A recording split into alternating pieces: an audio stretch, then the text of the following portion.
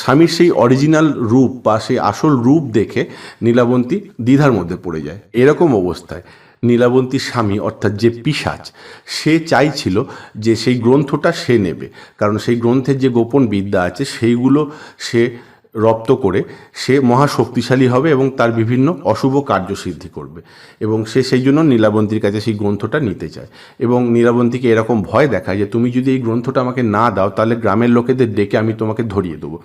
তার ফলে আমি তোমার এই গ্রন্থ তো পেয়ে যাবই, কিন্তু তুমি যদি এই গ্রন্থটা আমাকে নিতে দাও তাহলে আমি তোমাকে ছেড়ে দেবো, তুমি তোমার সেই জাহাজ বা সেই তরিতে চেপে তোমার লোকে ফিরে যেতে পারবে। নীলাবন্তী কোনো উপায় না দেখে তার স্বামী বা সেই পিশাচকে সেই গ্রন্থটা দিয়ে দিতে বাধ্য হয় এবং সে সেই তরির দিকে ছুটে যায়। কিন্তু যাওয়ার সময় নীলাবন্তী সেই গ্রন্থের উদ্দেশ্যে কিছু শাপ বা অভিশাপ দিয়ে যায়। এই অভিশাপগুলো ছিল এরকমই যে এই গ্রন্থ আংশিক বা পড়ার চেষ্টা করবে সে পাগল হয়ে যাবে, এবং যদি কেউ সম্পূর্ণ পড়েও ফেলে তাহলে সে মারা যাবে, অর্থাৎ তার যে কোনো প্রকারে মৃত্যু হয়ে যাবে। এবং এইভাবে অভিশাপ দিয়ে নীলাবন্তী চলে যায়। অনেকের মতে নীলাবন্তী সেদিন সেই তরি পেয়েছিল, আবার অনেকে বলে সেই তরি তার হাতছাড়া হয়ে গেছিল, সে তার লোকে ফিরে যেতে পারেনি।